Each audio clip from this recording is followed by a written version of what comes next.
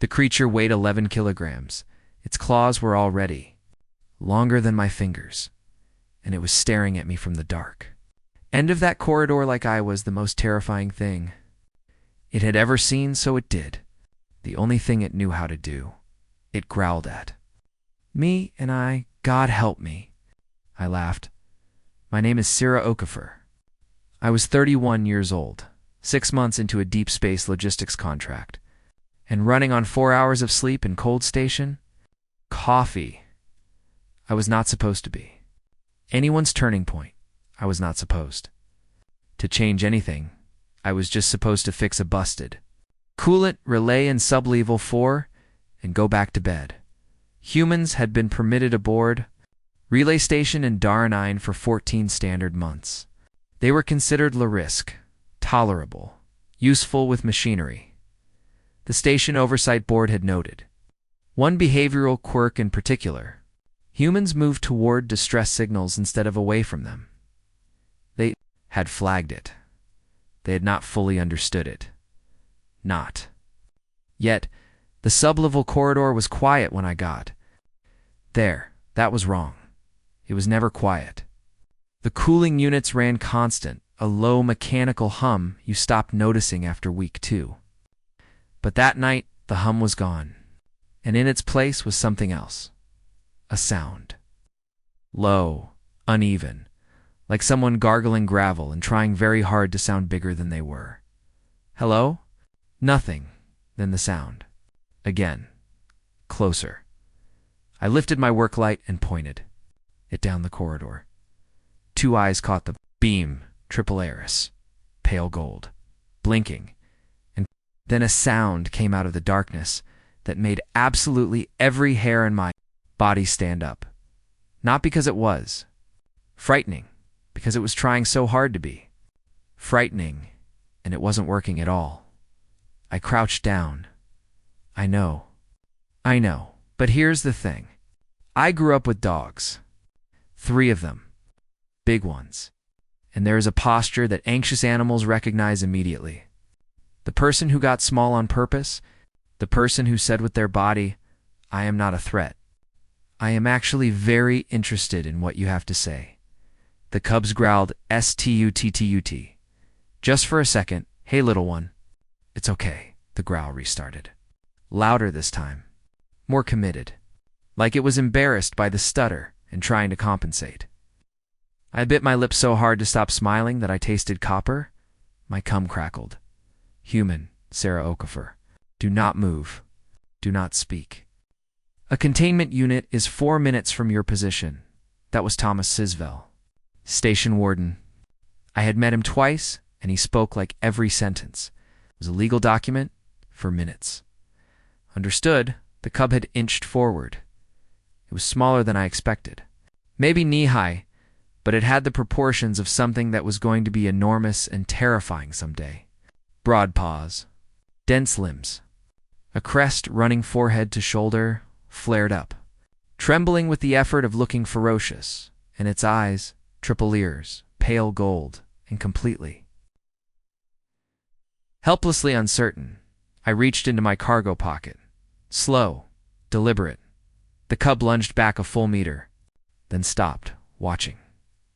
I pulled out my meal ration and set it on the floor between us. 2 dried fruit pieces and half a pressed grain bar. Not exactly a peace offering, but it was all I had. I am not going to hurt you, and you are not going to hurt me.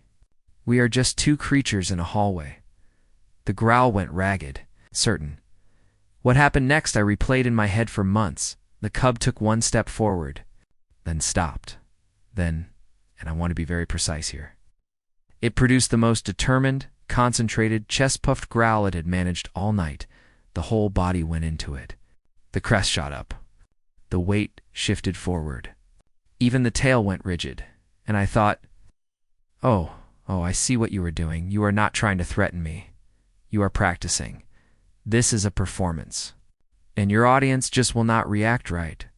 And you have absolutely no idea what to do about that. I cleared my throat softly. That is a very good growl. I mean it. That one had real commitment. The cub blinked. Nobody I'd ever said that to it before I could tell. The containment team reached the corridor entrance and stopped. There. Leader sent one word back to the warden, "Sir, you need to see this on the feed."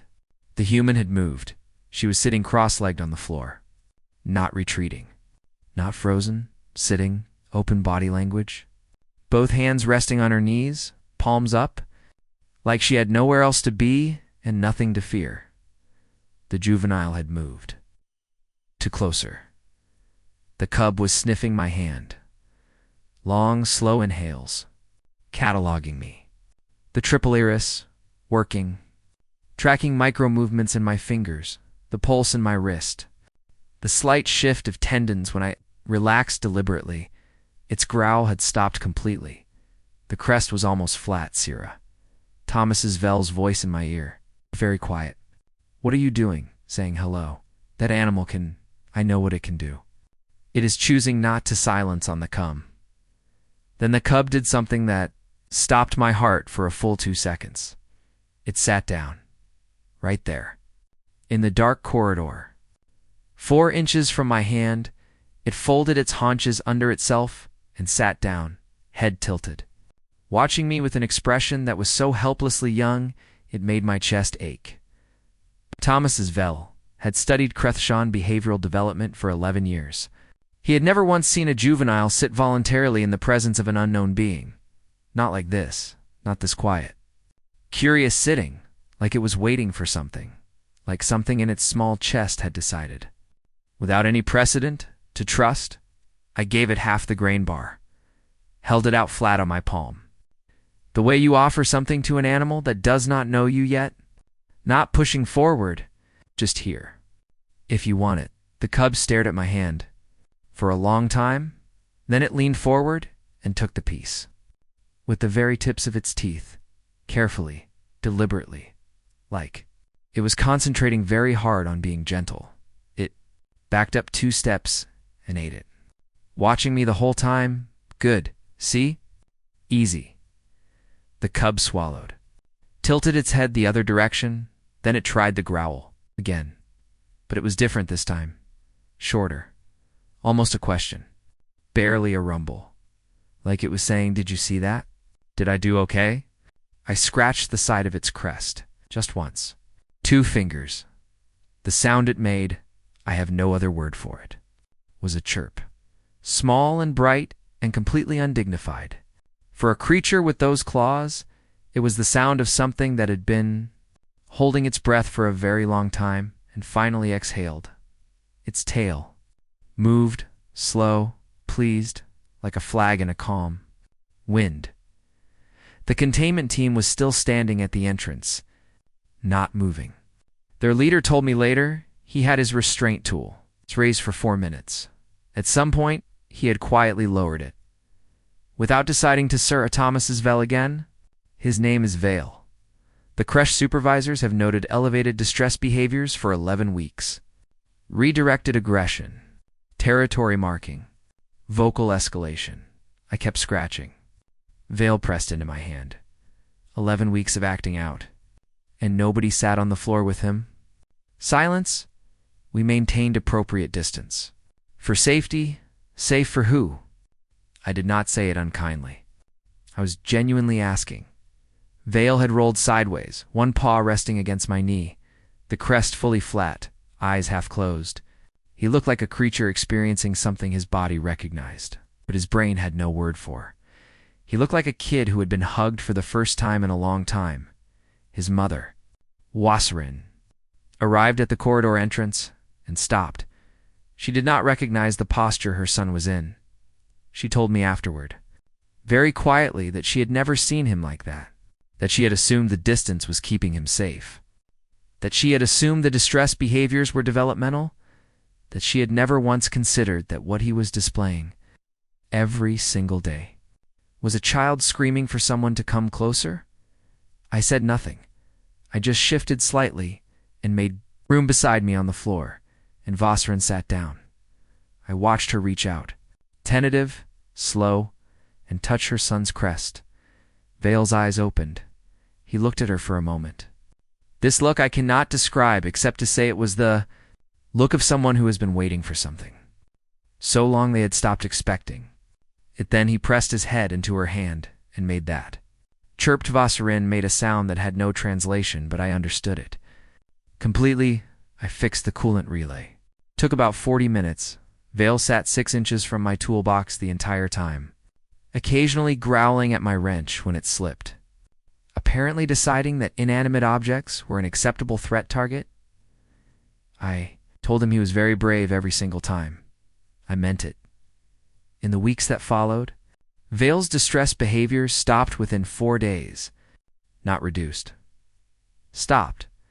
His mother filed a formal request to revise juvenile isolation protocols across all 7 stations in the network, and I was asked to consult.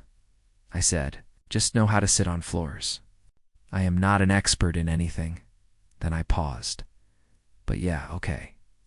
I will help. When? Thomas's Vale asked me later what I had been thinking in that corridor. When the cub was growling in containment was 4 minutes away, and every protocol said, do not engage. I thought about it for a long time. Then I said, he was trying so hard. You could see how hard he was trying. And all that effort, it was going nowhere. Nobody was catching it. I just thought somebody should catch it. Vale is 14 months old now. He is significantly larger. His growl would, by any reasonable standard, actually be scary. He still does it for me. Sometimes, practices. I still tell him it is very impressive. We both know I am lying. We both know that is not the point. The universe has cataloged humans as many things. Chaotic, reckless, improbable. But the station warden's official report contained one line that nobody who read it ever forgot. Humans do not see dangerous things and calculate the risk. They see lonely things and close the distance.